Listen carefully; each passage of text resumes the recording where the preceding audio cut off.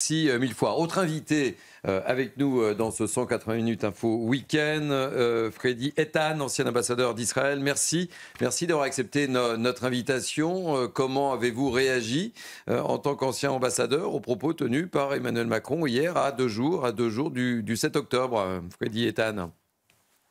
Nous sommes attristés par les propos, je dirais, injustes et hypocrites de la part du président de la République au moment, comme vous l'avez mentionné, nous commémorons donc le massacre barbare du 7 octobre. Et au moment même où je vous parle, il y a eu un attentat à Beersheva, c'est-à-dire au sud du pays, dans le Negev, et il y a eu une attaque à l'arme blanche. Il y a eu une femme qui a été poignardée à mort. Il y a eu une dizaine de blessés. Et puis, on entend à Paris des manifestations, des appels à une intifada, qui veut dire une révolte populaire.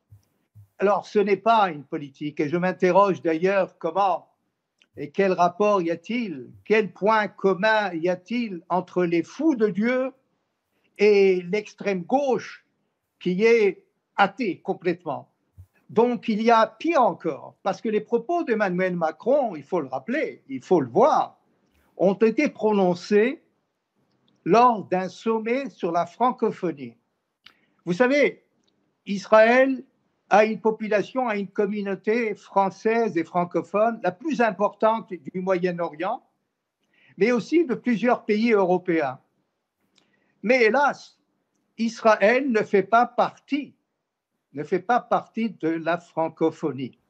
C'est, je dirais, un théâtre de l'absurde. Et en plus, comment un président de la République ne souhaite pas défendre ses ressortissants en détresse face à un déluge de missiles et de drones?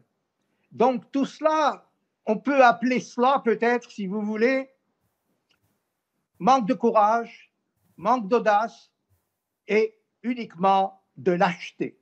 Alors, Fredi Eitan, il y a eu une espèce de rétropédalage après ces propos, mais ça ne calme pas votre colère, ça ne calme pas votre révolte et, je dirais, votre indignation.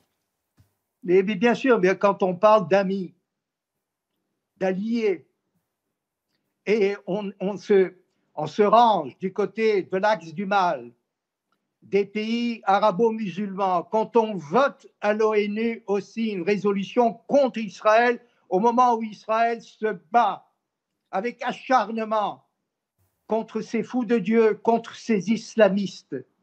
Donc tout cela nous révolte évidemment.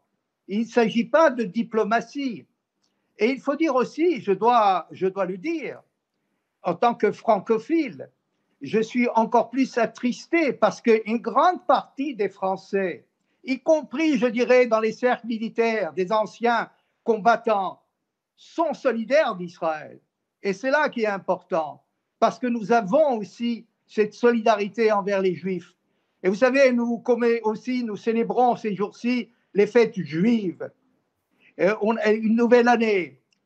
Vendredi, ça sera Kippour. On se rappelle de cette guerre qui a été la plus néfaste, la plus terrible depuis la création de l'État d'Israël. Mais nous avons fait des efforts pour arriver à la paix. Nous avons signé après avec l'Égypte. Mais avec les terroristes, il n'y a pas de discussion. On ne peut pas philosopher. On ne peut pas réfléchir. Il faut éliminer le terroriste avant qu'il nous attaque. C'est simple. Merci mille fois, et on mesure et on entend votre colère, Fredi Eitan, ancien ambassadeur d'Israël, et nous allons longuement revenir évidemment sur ces déclarations d'Emmanuel Macron et ce rétro-pédalage que personne ne comprend évidemment. On marque une pause, Audrey, et on se retrouve avec nos deux invités, Karim Abrik et Mehdi Seidi, dans quelques instants. Restez avec nous, on a beaucoup de choses à vous raconter. Et puis n'oubliez surtout pas, demain, c'est le 7 octobre.